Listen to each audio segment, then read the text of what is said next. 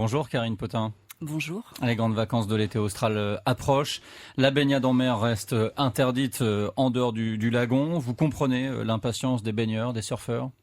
Oui, bien sûr. En même temps, j'ai entendu dernièrement des bonnes nouvelles. Je crois que les filets boucans vont être ouverts très prochainement. Ça veut dire qu'il faut des filets pour protéger les baigneurs à cause des attaques de requins. Vous savez qu'une partie des usagers de la mer accuse la réserve marine de favoriser leur multiplication, notamment les 300 personnes qui ont manifesté avant-hier à l'Ermitage à l'appel du collectif Rends-nous la mer. Qu'est-ce que vous leur répondez ce matin ? Tout d'abord, je voudrais dire que bien évidemment, je comprends que les gens puissent avoir un avis différent sur le rôle de la réserve marine, que chacun a le droit de manifester, parce que c'est un droit, dans le sens où il le fait légalement et dans le respect. Nous avons toujours été ouverts au dialogue, à la discussion, si cela se fait évidemment dans des bonnes conditions et dans le respect des uns et des autres. Donc évidemment, nous entendons ces personnes qui manifestent et qui revendiquent un certain nombre d'éléments qui, certains d'ailleurs nous concernent, d'autres pas. Donc maintenant, il faut savoir aussi qu'il y a d'autres groupes d'usagers. C'est le rôle aussi de la réserve qui protège un patrimoine naturel, mais qui en son sein regroupe une multitude d'usagers, d'écouter tous les types d'usagers. Donc nous avons aussi d'autres usagers qui s'expriment différemment que par une manifestation sur les réseaux sociaux, ou qui viennent nous voir, ou qui relayent aussi d'autres revendications, ou qui ne sont pas forcément d'accord avec les revendications énoncées ce week-end. Donc il nous faut écouter tous les usagers, mais nous comprenons aussi que certains souhaitent s'exprimer. Rapidement, une parenthèse, Rends-nous la mer, c'est aussi un tag découvert il y a 24 heures sur les murs de la réserve marine. Quelle suite vous allez donner à cette affaire ? Bah évidemment, comme toute dégradation qui est constatée, soit dans nos logos, soit sur le matériel qui a trait à la réserve marine, nous allons porter plainte bien évidemment pour dégradation, puisqu'on ne peut pas non plus aller chez les gens dans les institutions et dégrader les locaux. Voilà. Donc il va y avoir une suite à donner bien évidemment par rapport aux dégradations. Et vous devez agir sous la pression parfois ? Nous devons agir sous la pression, mais nous devons aussi, c'est pour ça, c'est ma présence aussi aujourd'hui, rappeler aussi quel est le rôle de la réserve et replacer ce rôle à sa juste valeur. Voilà, donc nous sommes une structure gestionnaire, une équipe de 13 personnes qui œuvront en fait pour la gestion d'un patrimoine naturel qui est à notre gestion. Donc ce patrimoine naturel, ce sont les récifs coralliens de la Réunion et les écosystèmes associés qui sont situés entre le Cap Laossé et l'étang Salé. Donc notre réserve est essentiellement marine et nous avons, nous, comme toute réserve nationale, à la protéger. Cette réserve nationale protéger ce patrimoine. Il s'avère que sur ce patrimoine, il y a également des usages, de multiples usages. Donc nous devons aussi faire en sorte qu'il y ait un développement raisonné et durable de ces usages. Et les usages qui sont contrariés, vous le reconnaissez, 24 attaques de requins entre 90 et 2011, donc en 21 ans, et 18 depuis 2011, autrement dit ces 5 dernières années. On est passé d'une moyenne d'une attaque par an à 4,5. La création de la réserve marine en 2007, ça n'a rien à voir ? Je pense qu'avant de voir le rôle de la réserve marine, il y a plusieurs choses que nous pouvons mettre en œuvre, et notamment les mesures de gestion. Donc il y a eu des mesures pour la gestion du risque requin qui ont été mises en place. Donc il y a de la prévention à faire, il y a les mesures de sécurisation, il y a eu de la pêche ciblée. Nous accompagnons en tout cas les collectivités depuis le début de la crise requin, donc toutes les mesures de gestion de ce risque qui sont mis en place, que ce soit au niveau de l'amélioration des connaissances, de la sensibilisation et des mises en place de toutes les mesures de sécurisation. Je pense qu'en fait, la réserve marine a été créée, il faut le rappeler, pour protéger cet écosystème qui était profondément dégradé. Et je pense qu'une des causes aussi de ces attaques est que l'écosystème est pour l'heure fragilisé et qu'il nous manque notamment une partie de l'écosystème corallien, à savoir les requins de récif. Et nous pensons fortement que la réserve marine permet la restauration de l'écosystème qui pourrait permettre un retour à l'équilibre aussi des écosystèmes. Est-ce que ça empêche d'accélérer la pêche, de l'intensifier ? C'est ce que réclame le collectif qu'on a cité tout à l'heure, d'autres associations aussi. Est-ce que vous êtes favorable à une intensification de la pêche ? Je crois que ce qu'il faut rappeler déjà, c'est que la pêche au requin n'est pas interdite sur le périmètre de la réserve. Les professionnels peuvent l'opérer sur 55% de notre périmètre. Alors, il y a une association, l'association Hello Canestric, qui a dialogué avec vous et qui vous demande d'élargir ce périmètre. Alors nous avons entendu évidemment la proposition de l'association Hello Canestri. Comme toute proposition, donc elle a été proposée au conseil d'administration. Elle sera instruite à partir du moment où il y aura un dossier qui sera constitué pour appuyer cette demande, comme toute demande en fait qui arrive à la réserve marine. Et ensuite cette proposition sera bien évidemment au final validée ou non au sein du conseil d'administration, qui est la seule instance décisionnaire. Mais cette proposition devra faire aussi l'objet d'un certain nombre de concertations avec les autres groupes d'usagers et avec les autres organes consultatifs de la réserve marine. Beaucoup de réactions, en tout cas sur Facebook, suite à l'annonce de votre participation à cette matinale. Des réactions et des questions aussi. Par exemple, quelqu'un qui dit « C'est une hécatombe, quasiment toutes les attaques ont eu lieu dans le périmètre de la réserve, alors qu'avant sa mise en place en 50 ans, aucune attaque mortelle dans cette zone devant Saint-Gilles. Que voulez-vous de plus en termes statistiques ?» Je vous pose la question. Ouais, c'est une question un peu... Évidemment, je ne veux rien en termes de statistiques. J'aimerais que ces hécatombes cessent.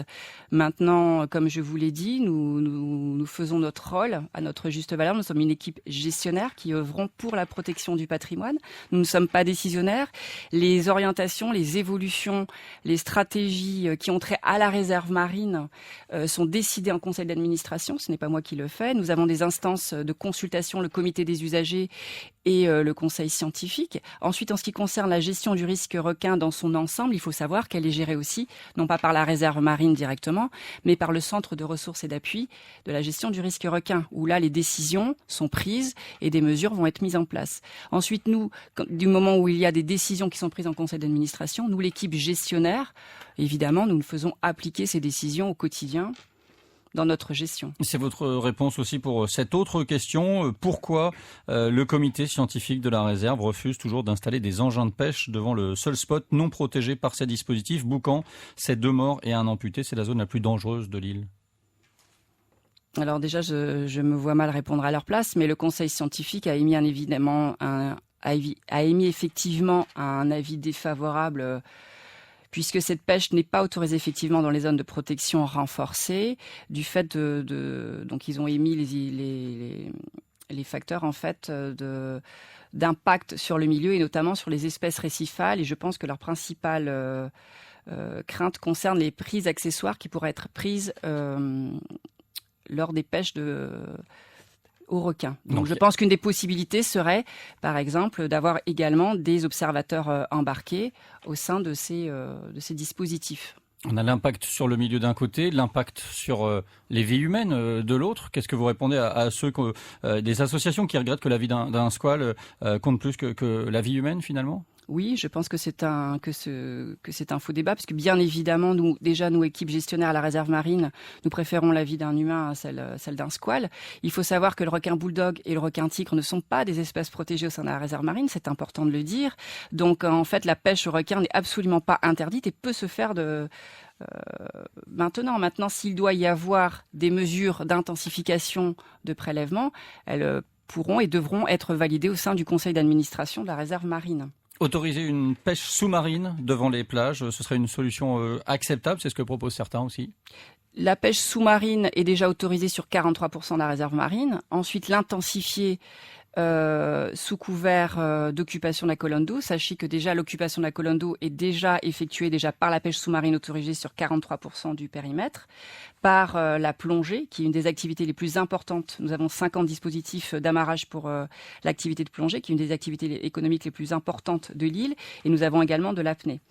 Ensuite, pour la pêche sous-marine, il faut regarder en fait l'impact de cette pêche que cette pêche pourrait avoir sur le milieu et notamment sur la ressource qui pourrait permettre la restauration. Il faut savoir que nous avons des premiers signes encourageants de restauration, même si elle est faible, du milieu. Donc le moment n'est pas venu non plus de mettre à terre en fait tout ce travail. Donc toutes ces dispositions, toutes ces demandes doivent être examinées au cas par cas pour bien évaluer si nous allons vraiment dans le bon sens.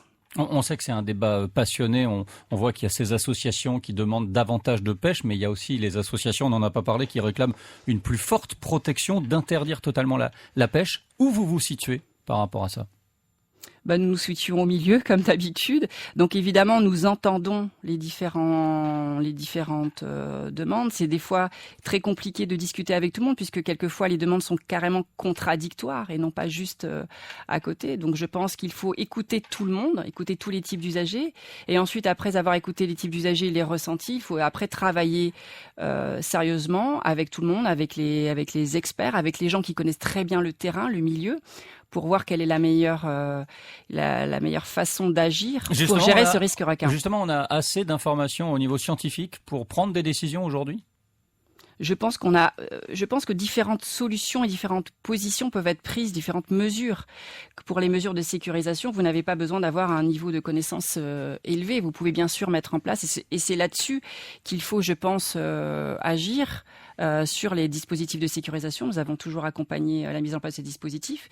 Les campagnes de prélèvement se poursuivent et nous les accompagnons également.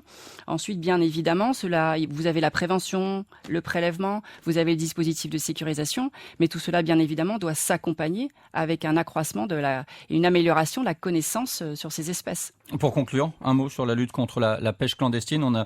On a vu cette saisie de 130 langoustes, 80 kilos fin novembre. Quel message vous adressez aux pêcheurs qui pêchent illégalement ? Plusieurs choses. Déjà que la réserve marine, elle a été créée bien évidemment pour protéger le patrimoine naturel, mais également pour améliorer les ressources et les rendements pour les pêcheurs. Donc la réserve, elle est vraiment pour eux. Et d'ailleurs, les pêcheurs professionnels nous le disent très souvent. Ils ont besoin de la réserve marine pour avoir plus de ressources. Et donc les gens qui pêchent illégalement, bien évidemment, le font au détriment des personnes qui le font légalement. Et en plus, ils rentrent en concurrence avec ceux dont c'est le métier, et notamment avec la vente sous le manteau. Qu'est-ce que propose, on va terminer là-dessus, qu'est-ce que propose la réserve marine pour les vacances, pour les familles qui voudraient découvrir le lagon, par exemple ? Alors pendant les vacances, nous avons évidemment notre produit phare qui est le sentier sous-marin, qui est un sentier gratuit qui est situé à l'Ermitage et qui permet en fait une visite guidée avec une guide expérimentée et qui permet de visiter la réserve et d'appréhender en fait le fonctionnement et les dysfonctionnements des récifs coralliens. Et voilà. Et le lagon, j'avais quand même aussi cette question. Le lagon, il est surchargé aujourd'hui puisqu'on ne peut plus aller se baigner ailleurs. Est-ce qu'il n'est pas en danger finalement ? Il y a des gens qui disent qu'il faut interdire aussi la baignade dans le lagon. Je pense que ça serait difficile avec la vision des rayonnés pour le lagon, mais bien évidemment, ce lagon est fragilisé. Il est fragilisé par la fréquentation directe, mais il est fragilisé également avec la problématique de bassin versant, avec le fait que nous ayons un relief et qui fait que toutes les activités en amont vont avoir un impact. Et il est fragilisé aussi, malheureusement, avec les phénomènes globaux, comme le réchauffement climatique. Karine Potin, merci de nous avoir parlé de la réserve naturelle marine de la Réunion, dont vous êtes la directrice. Bonne journée.